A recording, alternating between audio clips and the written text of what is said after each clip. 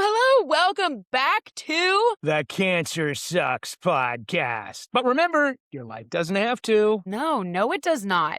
I am one of your hosts, Adrian Finch, and with me, the lovely, talented, amazing, kind, sweet, cancer warrior, man of the hour, Jay Williams. Adrian, I know we're up to episode 4. What are we talking about today? So in today's episode, not only are we getting Jay's latest updates on the medical front, as we do most weeks, but then we're also talking a lot about the importance of gratitude.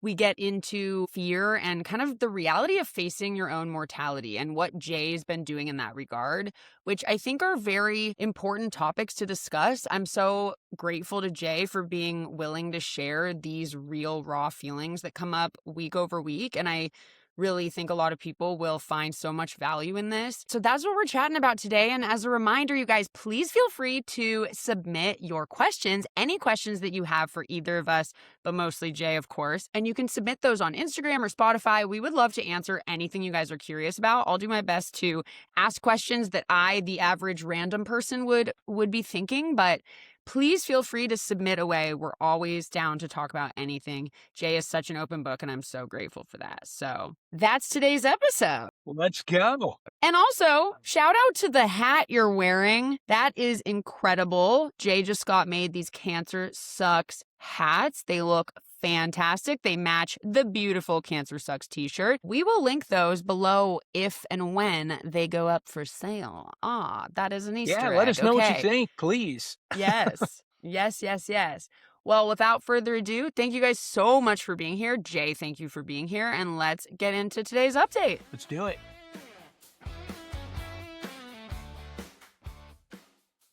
I'm so glad we're doing these weekly check-ins now. This is fun. Yes, me too. It's good because it's good to just stay up to date and I get to see your beautiful face every week. How the heck are you? Well, I'm pretty freaking exhausted this week. I had started the week with another round of chemo. So number 27, those of you keeping count. Yep, 27. Geez. 27 in total. So, it just takes a lot out of you. And it's one of those things, and I'm sure anyone that's gone through this can relate. You go through, for me, it's every 2 weeks. So by the second week, I'm feeling pretty good. By the end of the second week, I feel it a little more like myself. But then you kind of know in 3 days, I'm going back, and yeah. It's a tough thing mentally just to sort of get your head around. And then, I'm back teaching now. And so I'm keeping very busy, which is important to me. Yeah. But as I quickly find out, my body still needs its rest even more so, when I'm going through these rounds of chemo. And so it can get a little frustrating sometimes because I know in my head where I should be, but I know the realities of the physicality of my body with this. So makes it a little more challenging. I had a shoot yesterday that I did, and by the end of the day, I was beat. I could barely drive myself home. It was that bad. It gets that intense, Yeah. And so I'm looking forward to getting a little more rest over the weekend, and I'm learning where I can push and where I can't. I mean, you start to learn these things, and the icky feeling that comes with it. For me, it's a lot of stomach issues, and you just kind of learn to deal with them the best you can and kind of keep moving forward, which is really what you got to do because, each day is going to get a little better. And eventually you're going to get to that point where you feel great again. And then, you got to go back through this again. But again, it's all in the service of hopefully helping you feel better in the end. So that to me is well worth it. Worth it. Yeah. And also for those people who don't know, will you tell them what your teaching job is and what you like about that? So I'm starting my, which is hard to believe, my 15th year teaching. That's wild. That is wild. Which is wild to me. And I'm excited about that. But I teach at LMU. I teach a course called the Business of Entertainment. And so we get to really, kind of do the deep dive into the business of entertainment. It's primarily screenwriters and producers, but it really gives, I think, the students a well-rounded education in terms of the overall business. and how they sort of fit in within that business. And so it's pretty intense because we're covering such a wide swath throughout the semester. But I thoroughly enjoy it. It's a class that I've been able to develop over time, and it's ever changing. So it's not never boring for sure, which Yeah. is, and I'll have you back this semester, of course, talking about creator economy. And Yeah. it's good though, and I love seeing sort of the lights go on with the students as the semester goes on, as they're really starting to understand how this business ultimately functions and operates. But Yeah. this past week was probably the most intense week because it's literally covering the history of entertainment in one class. Dang, yeah, there's way too much for that. It's a lot to cover, and it's a lot of me talking for like 3 straight hours, so I was pretty exhausted after that class as well, but it went really well, and I enjoy it very much. LMU should film your classes so that they can have a library for hundreds of years of your brilliant lectures. I guess 15 years sounds insane, but then I think about the fact that I was in your class, what, 10 years ago? How was it Yeah, 10 years ago? Oh, it's man. crazy, isn't it? I can attest your class is the best. It was so awesome. Uh, that's so kind of you. Oh, I loved it because there aren't enough classes out there in the world about that actually prepare you for what's coming, especially in the arts, like the business side, no one pays attention to. It's like, but wait, how do you actually go Uh get a job and how does it function? And so, Well, and it's also like, why are things the way they are? yeah. Because there's a reason for it, and most of it is business driven. And so once you start to kind of understand that, and I've just been lucky enough in my career where I've gotten to do a little bit of everything. And so that sort of prepared me to teach a Yeah. class that's about a little bit of everything. And Yeah. so it's really worked out well from that standpoint. I love that. Okay, I wanna do a thing. I know it sounds simple, but I wanna do a thing each week where we just say literally the highs and lows from each week. I know it's so simple, but I learned this from my friend Kyle, who also his wife was battling lung cancer. They used to always, maybe every day or every week with the kids too, just say highs and lows. Because I think it's important to recognize the suck and recognize what was like the best part of the week. And this doesn't have to be regarding your cancer journey, but whatever naturally Sure. was like so what was your highest high from the past week since I last talked to you? And what was your lowest low? Gosh, that's a difficult question. Because look, I try to be a very positive guy, so I really try to make sure that there are way more highs than there are lows. I mean, I'll start with the lows. The lows are really easy, and the low is really just starting the week with chemo and sort of the fallout that comes with that. That's Mhm. that's the low. But look, the highs are in no particular order. I'm here every day, so I'm Mhm. very, very grateful and thankful for that. I have an amazing family. Last week we celebrated not only my grandson's first birthday, but we were also celebrating our youngest son Parker's engagement to Woo! his now fiance Ashlyn, who we just love and adore. So, to have 3 kids, 2 of them married and 1 engaged now is a really that's a wonderful thing. I cannot Yes. stress as a parent, when your kids are happy, you're happy, and I feel very blessed in that sense. Oh. And then just, grateful for the work I have. There was a period of time where I was having a lot of trouble finding work, and it wasn't necessarily related to my illness at all. It was just it's a very difficult time in the entertainment business right now. Mhm. A lot of things are changing, and it's forcing you to sort of change a little bit in terms of your approach. I'm not the youngest kid out there, and so, Mhm. that it's ironic because I have a lot of experience, but at the same time, I come with a little more of a price tag than some of the younger ones do, and so As you should. that makes things a little more difficult, but I was very fortunate that Disney came calling for me several months ago with an opportunity as a contract employee for their D23 group, which I've been so incredibly grateful for, and it's been really great, being back at Disney, and that's been a real high for me, getting to direct and do a lot of things that I hadn't really been able to do the first time around. So I've been very grateful for that. So those are some good highs that have happened this week. Certainly very grateful for.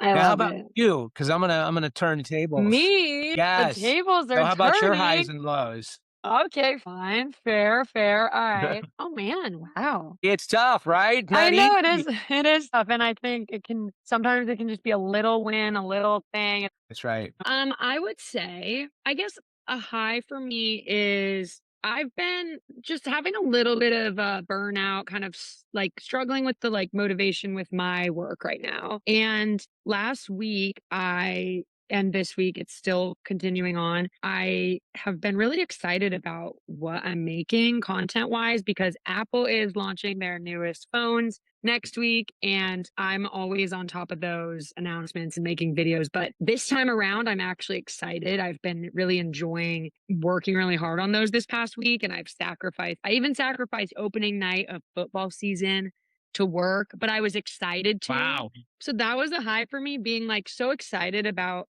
a video I'm working on that I was okay with literally skipping my favorite thing in the world, football. Mine So too. that's been a high for sure. Yeah. Yeah, just getting excited about work is a high because yeah, stuff like we all go through the phases of kind of burnout and things like that. So I was just stoked to have some pep in my step about that. Oh, we should always start with the lows. I should have started with the lows, end on a high. But honestly, this week there wasn't any crazy low, which I feel really lucky about.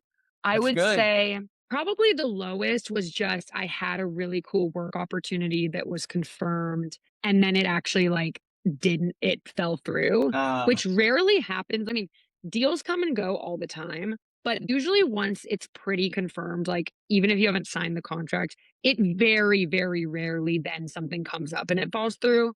It's also very normal. So that was, like, a bummer, but I think it was only a bummer because I was actually just really excited for it, and I fully just thought it was happening. And so it was a temporary, just like, oh man, that sucked. But, to spin it into a positive, it's like that stuff happens. There's going to be plenty more opportunities. mhm. That's always how I have to look at it. But yeah, I didn't love that.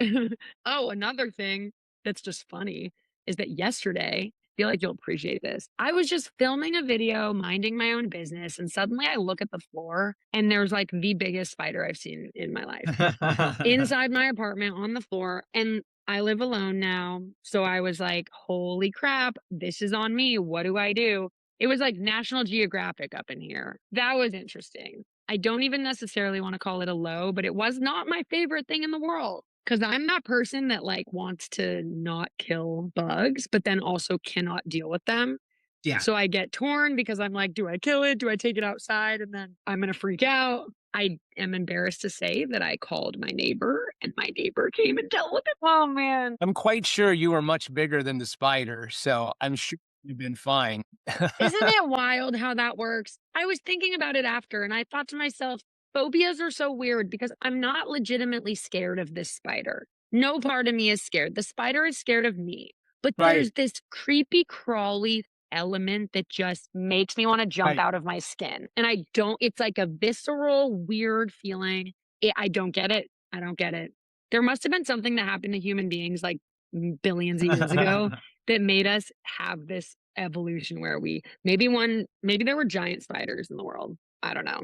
We've been having trouble with ants, like, Oh, I've never seen before, like, you wake up and there's ants all over the place, and then you just feel like your skin is crawling throughout the day, and that's tough. so we Yeah, finally got the exterminator out, which I hated to do, but I'm like, "I these things are out of control." yeah, that's tough. Ants are tough because Yeah, they and they have get their in, path. like, They get everywhere. they get in. Yeah, they're so little. Dang. Well, Exactly. I'm glad that's our pest update for the week. Oh, it was Yes, also exactly. funny. The second I saw the spider, I looked up and it was kind of right by my screen door, my glass door that goes outside. And right as this spider is right there, I look outside and there's a squirrel just like sitting right outside my door, like nomming on a nut. And I was like, this really is National Geographic right now. We got a lot of Just nature just a happening right lot of there. things are going on. That's not typical. I live on a very average street.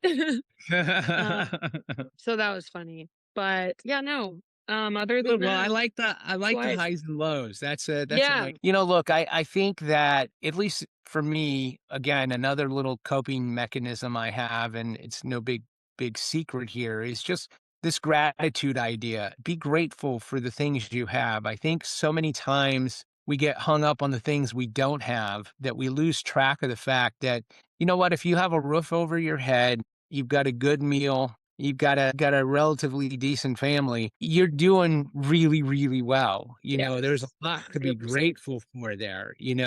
I mean, For sure. sure, we all like to win that $1 billion mega, absolutely. But Yeah. let's be honest. Think of the headaches that come with that, Oh, at that yeah. point in time, Mo money, mo problems.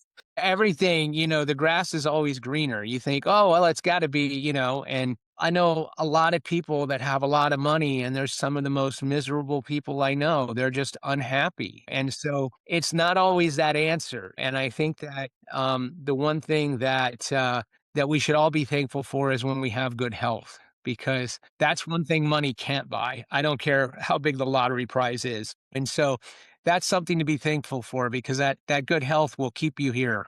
Oh my gosh. Health is wealth, baby. I That's agree. right. And So I true. love what you said about gratitude because I think people also underestimate the power of kind of the science behind why doing gratitude exercises or just even every day just in your own head or out loud or writing it down. Anything. There is Yeah. always something to be grateful for. It can be the simplest thing. Oh, the sun was out today. Like anything. There is science, actual science behind why that Yeah. helps your mind and your brain kind of just rewire and be able to hold on to positivity longer and all these things. And you might feel like it's, oh, that does nothing. No, it does so much. Well, to me, when you start with the very basic, right? Which the Yep. very basic is, I woke up. I woke up. I woke up. That's right. Yep. You could not be more correct. It is so true. I love that. Gratitude is so important. And That's right. I think mindfulness about that is important. I know for me, we all get just so caught up in the day to day. We get busy. Sometimes we forget to stop and actually realize that even us being busy is a privilege. Us having the stressors that we have is a privilege. Like That's right. to each person, there are such different things going on in our lives. And I'm trying to make it more of a point to like set aside time to really stop and actually stop and remember those things and not just talk about it, but actually be in that zone in a given moment in a day and just remind myself to do that. Because sometimes, we can say all this stuff, but we also are humans and we just go about our days and we actually have to stop and be intentional sometimes. That's right. And maybe we can challenge everyone this week to do that. So stop, whether you're on a walk or working or whatever, literally for 5 minutes, just think about things that you're grateful for. Write them down, say them out loud, say them in your head, whatever. I think that's a good challenge for us this week. Makes a huge difference. It really Yes. does. And it suddenly takes you from, because we all like to, from time to time, to feel sorry for ourselves. That's human nature. Yeah. I get caught in those ruts as well. I try not to be in them very long, but, it's easy to do. And I think when you're looking at the gratitude and the things that you're thankful for, it does make that go by a lot quicker, because you realize, like, wow, you know what? I actually do have a lot to be thankful for. Yeah. And I think it makes you really appreciate those things more Yes. and not take for granted because, what is the number one thing people always say is like, you don't always know what you have till it's gone, or, it's hard That's to right. appreciate those things. And so we can all do a better job of that. You do a great job of that. And it's so inspiring. Like, I it really I will is. I will tell you, Adrian, I think probably one of the most challenging things for me in dealing with this type of illness that can easily become, a terminal illness, is facing your own mortality. Yeah. And I've said this before, as much as we'd all like to think we'll be here forever, the reality is we won't, and we're all going to go at some point. And, for me, my prayer is always, let me just be here for a little bit longer, to be here Yeah. with my family and watch my grandkids grow up. But in reality, I'm not in control of that. And so you have to come to grips with that mortality, and to know that regardless, it's going to be okay, and it's hard because you want to make sure your family's taken care of. You don't want to leave them with any any type of burden. So that tends to add a little extra stress on you when you're trying to think through that. And plus, it's a hard subject to broach with your family because I always preface it by I don't plan on going anywhere. However, I love it. we all know at some point in time we're all going to go somewhere and try to have those conversations, and they're really hard. And to have doctors look you in the eye and tell you like you're okay, that you may not make it through this, and you really do have to be okay with it, because to worry about it, to stress about it is really not going to change it. um Right. so the best thing you can do is remember, and I always try to remind myself of this too, is no two bodies are alike when it comes to cancer. They're just not. And yes, you look at the numbers, and the numbers can sometimes be grim, but those numbers are just based on just that. They're based on numbers. And it's not taking into account a lot of the different variations with people's bodies and their makeups and, their attitudes, frankly. Oh yeah. And and where they're coming from. And so I've always looked at it as I'm going to be as positive as I can. I'm going to not think about the other side. I accept that it may ultimately come to that. And okay. But at the same time, I'm going to live each day to the best of my abilities and Yeah. continue to make the world a better place as long as I'm here, because that's in my control, Yeah. and we about that before, but it's true. Totally. It is so true. And it's so shit easier said than done, I'm sure. My gosh. But what I love about that too is it allows you then kind of the freedom to also be spending the time that you are here enjoying it and not spending every waking minute thinking about that because, like you said, it's out of your control. So it's like That's what right. choice you have is whether you want your days to be filled with that type of dread or your days to be filled with love and joy and whatever. Because at the end of Right. the day, like if that's what you have, I can't even begin to like comprehend how to even do that. But I'm so inspired by it. It's so impressive. And I just think it's inspiring to everyone out there that it really is like you can control what you can't what you can't. And the optimism too. I know single handedly too from a lot of like medical experience with my family and my brother and me. We've had weird things that like, the whole everybody's different is so true. It does like one test or one result or one set of numbers literally does not mean or No. dictate what will happen to you. And it's so easy for us to get into that mindset and spiral. And like we have Right. to do our best to not because it just doesn't mean that all the time. And really, all doctors can do is they can, to the best of their abilities and what they know from the research, they can basically tell you that, but they're not you. They don't know your body the way that you do. So they do their best. Like I said, I'm very grateful to my healthcare team. I have full trust in them. They've been Yeah, amazing. And they've kept me in this game. I have no doubt about that. So that part is important, but it's equally important your attitude. And again, I know it sounds really simple and everyone's like, well, of course, stay positive, blah, blah, blah. But it really does make a difference. And I would just encourage everyone to just try to make a concerted effort in that, no matter how hard it can be, because the reality is if you're alive and you're breathing, then you have a lot to be thankful for. Everything else absolutely. can work itself out. It really can. Absolutely. Yeah.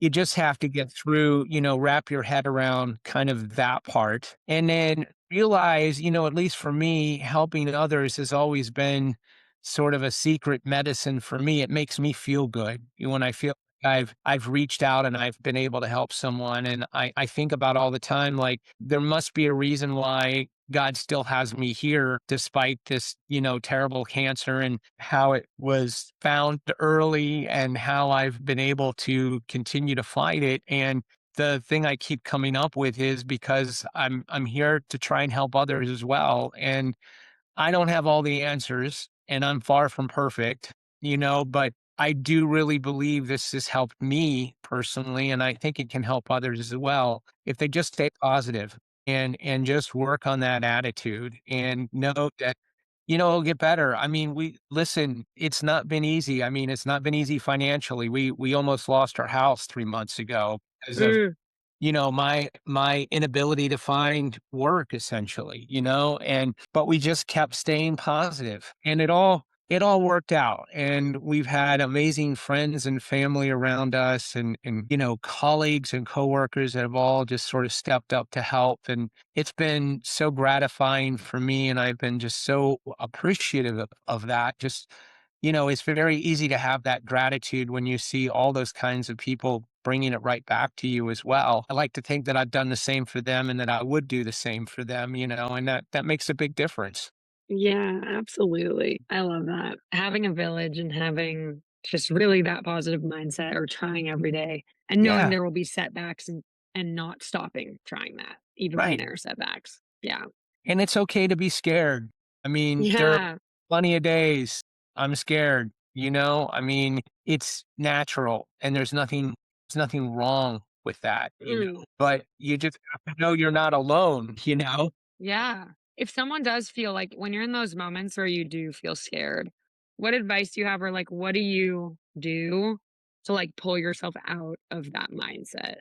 I usually try to just take a step back and take a couple of deep breaths and go, okay, what am I ultimately scared of? Okay. Is it I'm scared of the fact that I'm gonna die. I'm scared of the fact that I'll no longer be here to help my family. What exactly is it? And then once I try to get to the root of what it is, I then try to dissect that further and go, okay, but what's the worst thing that can happen? And what's the best thing? And the best thing is I'm still here. So Mm, I'm worrying about things that aren't necessarily reality at the moment. So maybe I shouldn't be worrying about those things. Maybe I should be worrying more about the moment I'm in and the reality I'm in versus some reality that may or may not happen for a while, you know? absolutely. I think that's Yeah. such good advice. And I think that's the way that at least it works for me to kind of counter that feeling. Because again, we've talked about before, our brains tend to take us to the worst possible scenario. I mean, Oh, that's yes. survival mode, right? That's how humans have lasted for so long is they go into survival mode. And survival mode is usually the worst case scenario that's going to happen to me. And you kind of have to retrain your brain to know like it's not always the worst case that's going to happen. In fact, there are a lot of other possibilities. So let's focus on those and not let's just not take it to the extreme every time. I saw a really funny quote once in this book. It was kind of a parody book of affirmations that were the opposite, kind of like bad affirmations. And one of them said, hey, on the bright side, worrying totally works. 99% of the things you worry about don't end up happening. And It's I thought it true. was so funny because it's like a joke, obviously, because we worry so much about things that we worry about those worst case scenarios. And usually that isn't what's going to happen. And Yeah. so I thought that was so funny. It's like, "Hey, worrying works. Keep doing it because most of the things don't end up happening." Oh, I thought that was good, but no, So don't true. actually do that. It's a joke. But no, I that's such good advice, and I'm glad you kind of spelled that out because we can say be positive and do this, but sometimes when you're in that exact moment, it's like, It's hard. what do you do? Right? Like on a step by step, zoom out, take deep breaths, think about these things, and honestly, exactly what you said is what I know, like my parents who are psychologists have said so many times, like anytime one of us gets anxiety or worries about anything is exactly what you just said to ask yourself, what's the worst thing that can actually happen though? And realizing that obviously the worst thing that can happen is not pleasant. In 99% of the things that humans worry about day to day, the worst case scenario isn't as bad as what you think it is. So even if the worst case scenario happens, there's still always this positive side to see. There's always Please. the silver lining. And I remember even actually the day that you went to the hospital and Parker and I were hanging out at your house and we were talking for hours. And one of the things I actually did with him was we thought about we said that. We said, "All right, what's the fear? Okay, let's go through every possible scenario. And what's the worst possible scenario? Okay, it's this. Okay, let's think of all the reasons why, even if the worst case scenario happens, which is very unlikely, what can we still pull from that that can be that can make it not so bad. Yeah. And I feel like that exercise was so, I mean, I was partially doing it for myself too. I'm no guru. I was just leading it, but I needed it too. My gosh. And I felt like it was just so helpful to actually spell that out, or else you just can spiral and get extremely anxious. And, it's normal, it's human, but those are ways we can try to reduce it. And what you said is so true. And I would say this to everyone too, is your reactions and the way you're feeling about things, those are all very normal things. This is not saying you're wrong, don't feel that way. No, no, no. Quite the opposite. You're going to feel a lot of different ways. These are just things that I've at least found in going through this last couple of years that have helped me, because I've had many of those different types of feelings that have happened that I didn't know what to do. And I Hmm. just really tried to go back to a centered place to find my center again, because you get so knocked off of that. As I'd said in the first show, when I first found out about what I had, I felt like I was just falling and there was no bottom to where I was falling to, just falling and falling and falling. And I had to finally just stop that, because it wasn't doing me any good or my family any good to figure out, like, okay, now what? And that's when things started to get better. Right. But I had to go through those feelings first. And sometimes you do have to go through those feelings. And that doesn't mean they're wrong. It just means those are the feelings that you've got to get through to get to the other side. In And order to be a problem solving, that's like, okay, right. now I love that. Yes, you're Yeah. so right. You're so right. It's not about ignoring the feelings or pushing them aside, but No, it's about feeling them and then deciding that the positivity and the optimism is going to take their place. And now we're going to put that on a side burner. We're going to put it over here. We're going to acknowledge them, but we're going to put it on the side. I think that is absolutely genius and still just so inspiring, because you never expect to be faced with something like that. And then you don't really know how you're going to react and you don't really know what's going to come. And then all you can do is your best. that's right. And I promise you, no matter how bad you have it, someone has it worse. I promise. Totally. So again, if you're looking for ways to be grateful and thankful, be grateful that you don't have it any worse. And see that a lot when I'm at City of Hope, and I'm certainly very thankful for that facility and all they do to help cancer patients around the world. But you see some really, really sad folks there that are probably not far, unfortunately, on this here on this earth, and you kind of see them in their final days, and it's a tough thing to see. But on the other side of that, you also realize, like, okay, you know what, all things considered, I'm doing okay. I'm Totally. doing okay. Yeah. So Yeah. sometimes you have to see that other side to appreciate the fact that you are doing okay and that you're going to get through this and that it's not as bad as you think it is. Right. Right. Absolutely. I love that. It's so true. And the final thing that I kind of want to like end with and Sure. always touch on kind of each week is I always want to know what the current kind of like treatment plan is. Like, what are Sure. the next things coming? What current kind of plan are you on? And is there anything coming up or changes in care and whatever you're willing to share about Sure. actually what the journey is right now. Well, I'm, as you know, always happy to be an open book with everybody because I think it's important. And so I did just get my last CT scan results, and CT scans are used a lot for patients that are going through cancer because it really gives the doctors a chance to look in and just kind of see how the treatments are helping or not helping, or if cancer has spread or not spread. It's a really good indicator for them, and it's a lot less invasive than an MRI. It's about, you know, half the size of an MRI. So you're not really inside the big dark tunnel or anything like that. You can just kind of go in and out of this magnetic spinning device that looks like, something out of a James Bond film, essentially. But essentially they've told me that they've seen some very small growth in the tumors that I currently have and just to kind of reset back. So basically, pancreatic cancer. And so I was originally diagnosed 2 years ago, ended up going through the Whipple procedure, was able to beat it the first time around. And then because the tumors were close to the arteries, they weren't able to get every single cell out. And unfortunately, two tumors came back wrapped around the arteries, which means it's pretty much inoperable at this point. But the treatment is really ongoing chemotherapy, which is what I exactly have been going through, in addition to several rounds of radiation, both traditional radiation as well as some radiation therapy through MRIs, which is a little more cutting edge technology that they've recently developed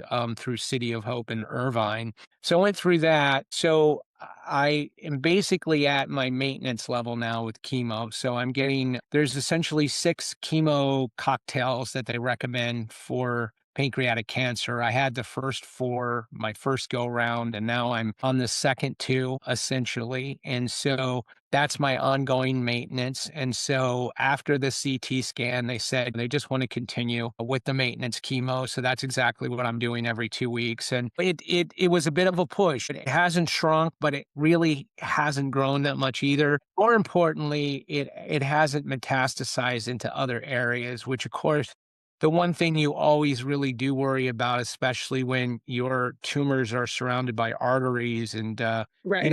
things that could make it go through the body fairly quickly. So part of the CT scan is they look at your lungs, they look at your liver, they look at your stomach, they look at all the other major organs in that general area to make sure that nothing has ultimately spread. And so I'm very thankful and happy to report it hasn't. Yay, Uh, that's a and win. so that's a win. And then I'm also dealing with prostate cancer, which has been very slow growth. That's been very much an active surveillance. That's essentially just been MRIs and biopsies and keeping an eye on the spot that they know where it is.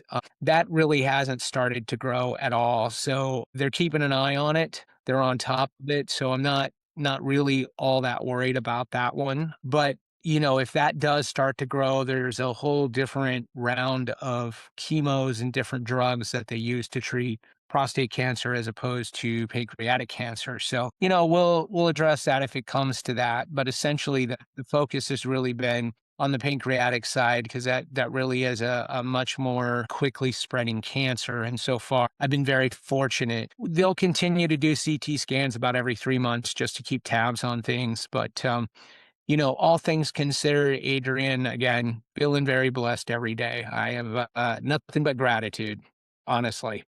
You're amazing. You're amazing. Thank you for sharing all that. It's Of really nice to course. hear kind of a weekly, update on actually what's going Absolutely. on and walking through the whole process. And I feel like I really understand that now.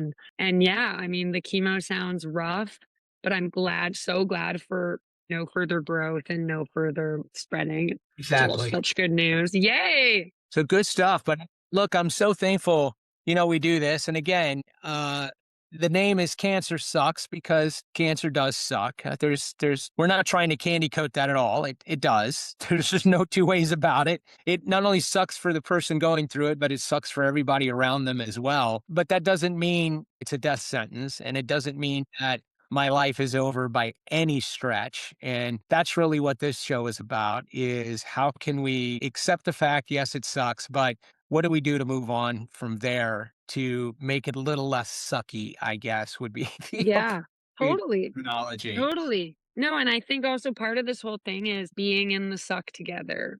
That's right. Like you've already said so many times, just people knowing they're not alone. And the more people that talk about their experience, the more others Yeah. can understand that. And someone else's story can give you hope. And And it's important. And again, everybody's going to deal with this differently. Some people like to keep it private. There's nothing wrong with that. Nothing wrong with that at all. Some people want to share that. For me, the sharing part has actually helped me, I can say, because I feel like I have all these other people that I can lean on that have been just incredible amounts of support for me, whether it be their prayers or just reaching out and asking me how I'm doing. It's made a huge difference for me. yeah, And, good. very grateful for that. Well, we are grateful for you and for your willingness to share and for just the Thanks, Anthony. person that you are. And I can't wait for the world to, well, the world is hearing this right now. Hello, world. But yeah, it's amazing. And I'm so grateful to Awesome. be able to chat with you every week. So I guess we will see everyone next week. That's right. For more about cancer sucks. Oh, yeah. I love it.